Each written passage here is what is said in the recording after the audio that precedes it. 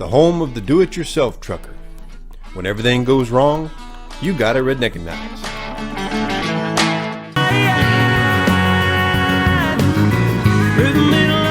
All right, everybody. Hey, welcome back. Hey, this is Redneckanize Radio. We're live here every Sunday, 7 p.m. Eastern Time. Call in at 516-387-1733. You can check out our website, redneckanize.com. We really appreciate everybody doing that for us. And you can have the links to all of our sponsors on the website there.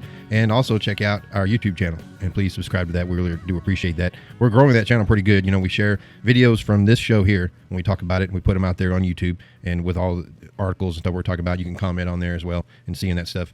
And, of course, we just keep everybody up to date on what's going on with Redneckanize and things out there.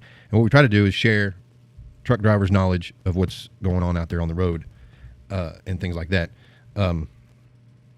So the one thing that we got on there on YouTube is that you can go and you can see videos of truck drivers talking about how trucking is out there on the road, whether it be like, you know, passing big trucks, following big trucks, when you see intersections with big trucks turning, stuff like that.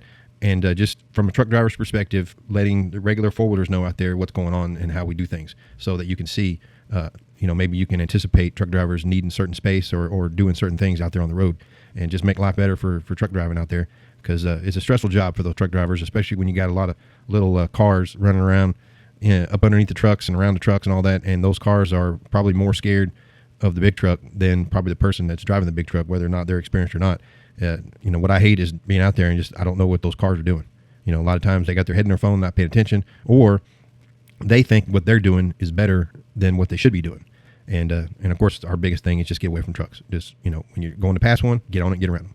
You know, if you got an extra lane, you can move over, get on down the road. You know, hanging out behind the big truck, whether or not you're in the next lane over, if you're behind the big truck, either directly behind them or in the lane over, you're just in a bad spot. You know, because not only does the truck driver, especially at night, can't see you that well, but they don't know what you're doing. They don't know what you're thinking. And also something can come off that truck and get to your vehicle because, you know, there's stuff on the truck. They've got stuff tied down, whether it be freight or just tools that we've got, you know, sitting around the truck.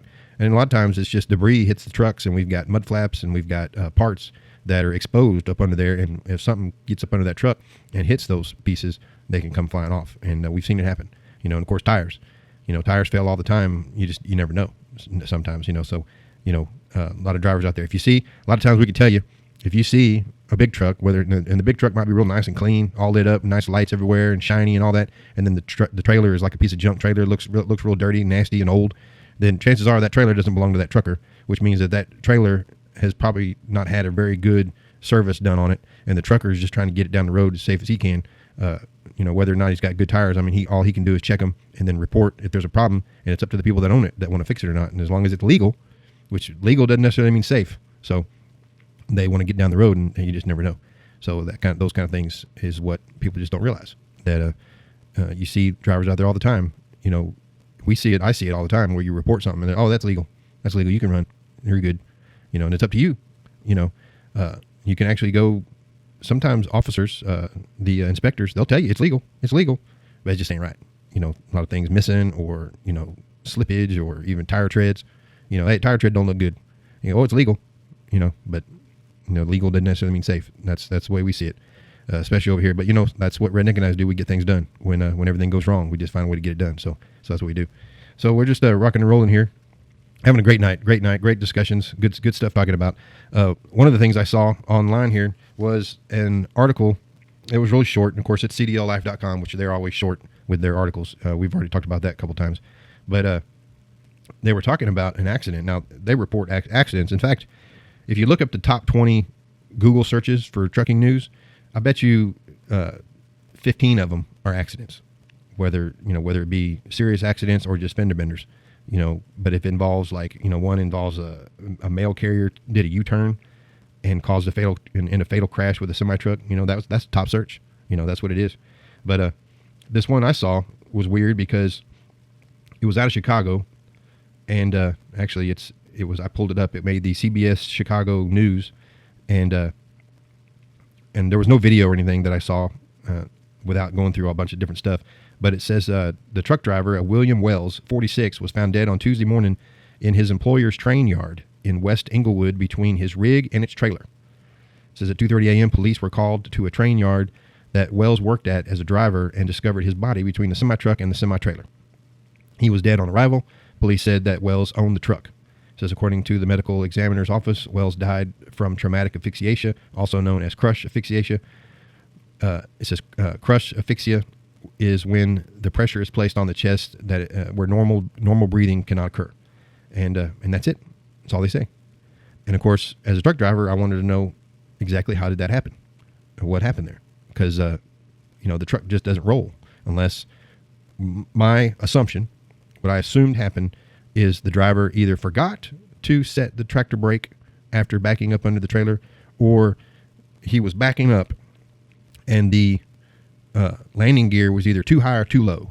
So he had to get out to be able to move the landing gear so that he can get the trailer set right for the truck. And something was going on, something was wrong, and he might have climbed up under to check something and didn't set the brake. And sometimes drivers forget. A lot of times drivers don't really worry about it. Certain things happen. Back in my rookie days, I remember, trying to hook up, doing a quick thing, jumping out, and you forget to set the brake, and the truck starts rolling. And it's not, a lot of times the truck will start rolling. You let your foot off the brake, and the truck will roll because you're on a steeper, either incline, decline, whatever. But a lot of times you're on a level ground, you don't really realize it, and then the truck doesn't start rolling until you jump out, until you get out of the truck. And of course, that happens a lot, and drivers just don't, like I said, you forget because you're moving fast and things going, so you got to slow down, you got to take your time, and you got to kind of focus on, making sure things happen. For my sake, what I always did is that I didn't want the truck to roll at all. So, my foot was hard on that brake, and I would set that brake before I got out. Because I did forget back in the days. I did forget, so I was always freaking out about the truck rolling. And then I hear stories about how if you were in an area that had a lot of foot traffic where people were walking and all that, you forget, and you're in the truck and you let your foot off the brake, not thinking that your truck is going to roll because you think you brake set, but you forgot and you let your foot off the brake and you're not paying attention, and you're in the truck, sitting in the seat, and the truck starts rolling. And you don't realize it's rolling because you're not looking. You're focusing on paperwork or whatever, and you forgot to set the brake. And then you find out that somebody got ran over because your truck was rolling, and that's what we boiled down to.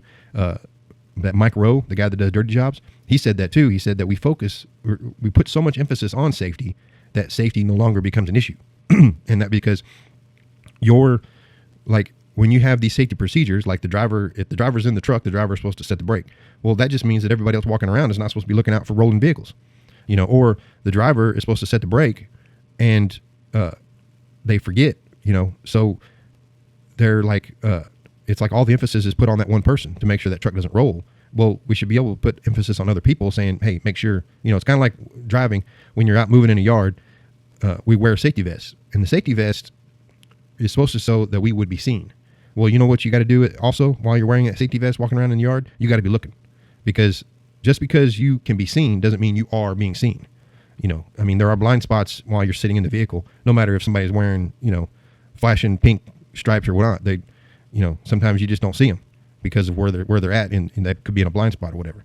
So as a person walking in the yard, you still got to watch out. We see that all the time in the parking lot. I was just driving my pickup truck through the Walmart parking lot. People just walking, not even looking, and it's like, if I wasn't paying attention, then you would be run over, and it's like people just walking, just not even looking for cars. Remember when you get yelled at when you were a kid, when you got out of the car and you started walking, and your mother would grab you by the back of your throat or whatever, just, watch out for cars. You get yelled at for not watching out for cars when you really shouldn't be getting yelled at, because people should be watching for you, right?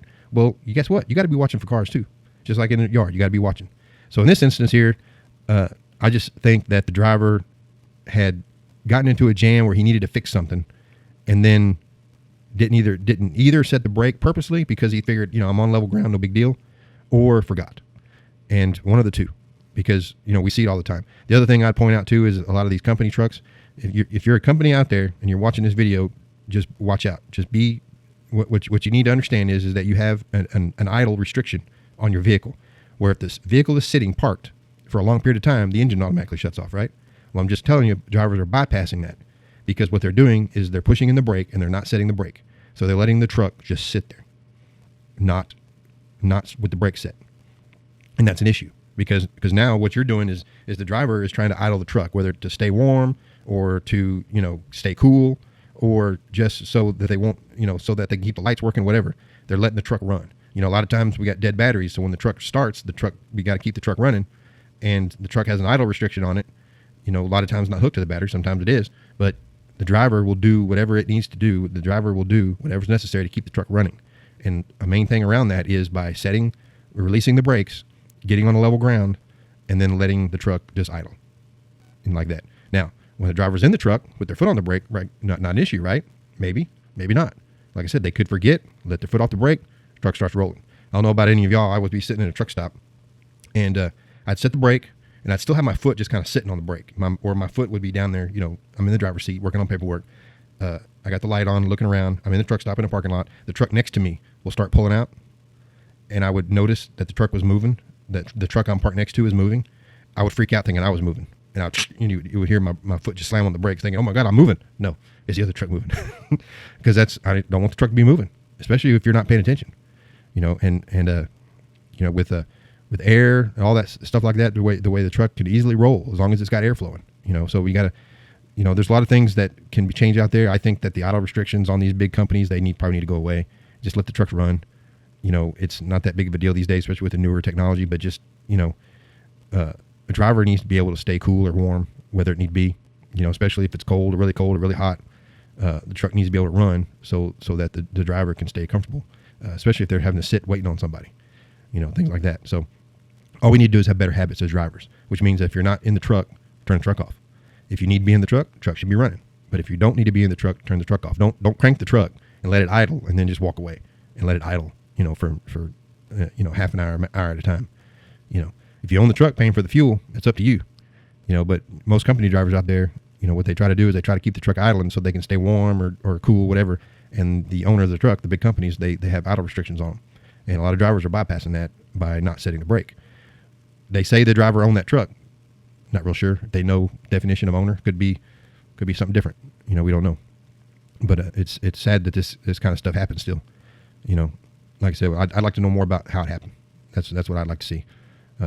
Is whether or not he set the brake or didn't brake or something failed. Maybe a mechanical failure caused the truck to roll.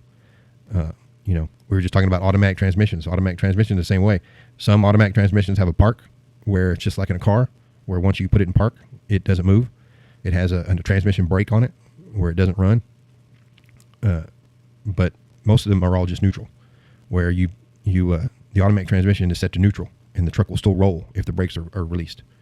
And most of them are like that, ones that I know nowadays. So it all depends on that kind of stuff. But yeah, just tell me what you think. Like I said, 516-387-1733. We're just rocking along here. We had some good conversations earlier about driving, whether or not to be 18 or 18 to 20. In New York, they're fixing to change the law. So that'll happen pretty soon. They're waiting on the governor's signature on that.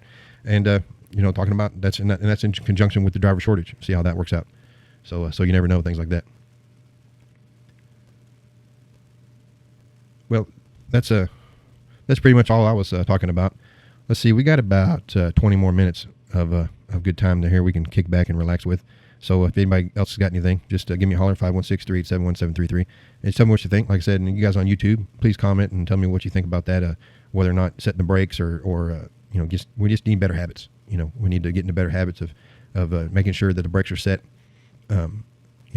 Maybe even drivers carrying chalks with them, making sure that when you get out of the truck, a lot of times we've seen that back in the day. I don't know if anybody ever seen that before, where a driver would back up under the trailer and then he would pull the chalk, like out of the catwalk or just right there by the side door, just have a chalk. He'd always have chalks with him. Cause you can't trust the old days, the trailer would roll no matter what.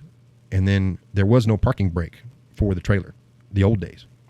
Nowadays the new system is that when you let the air out, the brake's set. And then when you apply air, when you put air into the system, the brakes release. And then you step on the brake, it applies more air to a different area of the cam to apply the brakes. Well, back in the day, it used to be the only way that the trailer would not roll is if it had air. And it would roll without air. And then the only way you could stop it is with air. And there was no setting the brakes. That back in the old days, that was when it first started being used as air, when air brakes first started being used. And the new ones these days are much more effective, where you have to have air in order to release them, and of course you have to have air for them to stop as well. So that kind of thing. Like I said, we dive into that too, and other videos on YouTube. So like I said, you can check all those out. But one of the great things about this radio show is we get to talk to truck drivers and what they think about all that kind of stuff, and of course, like I said, keeping things going on here. So other than that, we're just a relaxing ride along, and we hope everybody else is having a great night tonight. Like I said, don't forget to check out our website, redneckanize.com. You can find all the links to our sponsors and all of our social media pages on there, especially our YouTube channel. Really excited about that, and we want to thank Unplugged Radio Network for giving this platform out here to do all this, be out here live with you. Like I said, this is every Sunday, 7 o'clock Eastern time. And we also have on the same number, on Thursday nights, we have the Disrespected Trucker Radio Show. That's always on Thursdays. I don't have a time here, but I'm pretty sure it's right about the same time, maybe a little earlier. We'll see if I can get that for you here shortly. But like I said, that's Unplugged Radio Network, and this is we're just having a lot of fun here. This is Redneckanize Radio. We'll see you in a bit.